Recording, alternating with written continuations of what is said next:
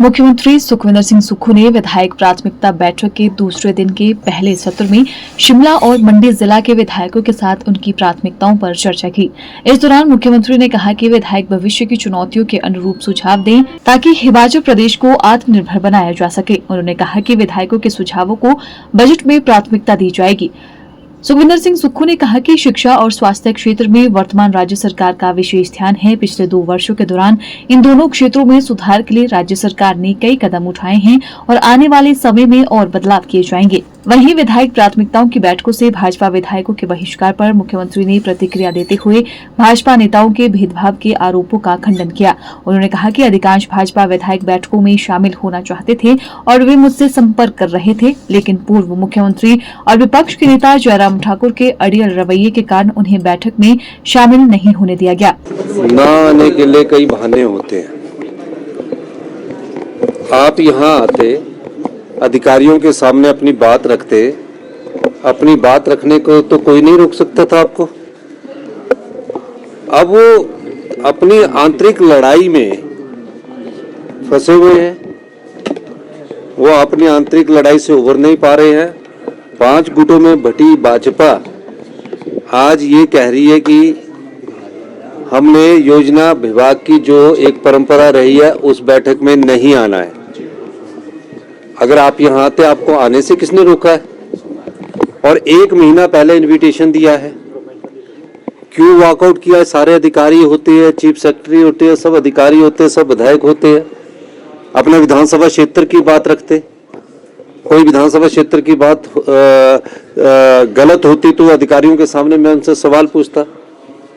लेकिन पिछले 2 सालों में हमने जो स्वीकृत कर दिए हैं, 1/1/2023 से लेकर 3/2/2025 तक जो सैंक्शन किए हैं, वो भारतीय जनता पार्टी की 28 विधानसभा क्षेत्रों में 421 करोड़ रुपया स्वीकृत किया है और 1862 करोड़ रुपए की योजनाएं जो उनकी डीपीआरस बनी है, जिसमें कुछ थोड़ा बहुत ऑब्जेक्शंस है, वो भी हम उसको वहां पोस्ट कर रहे हैं। ये मैं इसलिए बता रहा हूं, चाहे वो सारी जितनी विधानसभा क्षेत्र है उसका मैं आंकलन आपको दे रहा हूं।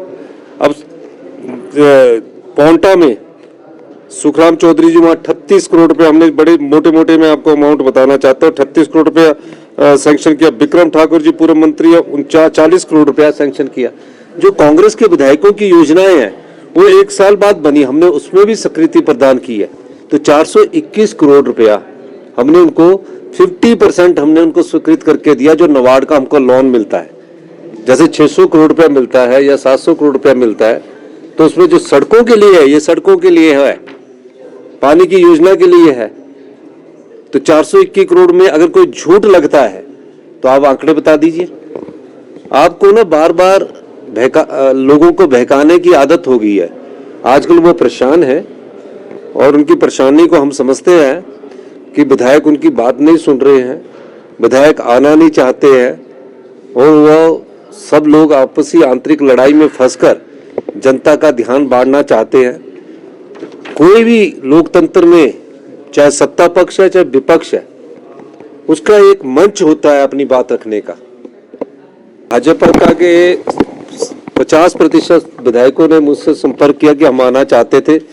जयराम ठाकुर जी को हमने कहा कि हमें जाना चाहिए, अधिकारियों के सामने में बात रखनी चाहिए, लेकिन उसमें मुझे ये लगता है कि जयराम ठाकुर जी का जो अड़ियल रवैया है उसके कारण उन्होंने कहा कि हमें वॉकआउट करना चाहिए और इस बैठक में नहीं जाना चाहिए। उस अड़ियल रवैये के कारण कुछ विधायकों को उनकी तकलीफ हुई है और ये निश्चित है।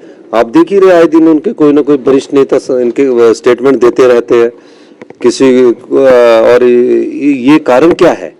ये कारण इनको ढूंढना चाहिए और जनता की समस्याओं के लिए सरकार की जो भी बैठकें होती है उसमें इनको आना चाहिए। सर, इम्पैक्ट क्या मानते हैं आप? बहिष्कार से इम्पैक्ट क्या होगा? उनके विधानसभा क्षेत्र की जो बात रखना चाहते थे सरकार के सामने, वो नहीं रख पाएंगे। हमें तो उन विधानसभा क्षेत्रों में भी काम करेंगे। मैं सब विधानसभा क्षेत्रों में जाकर अभी मैं दौरा भी करूंगा और उनको हमने दिया है। Bureau report, channel 9 Shimla.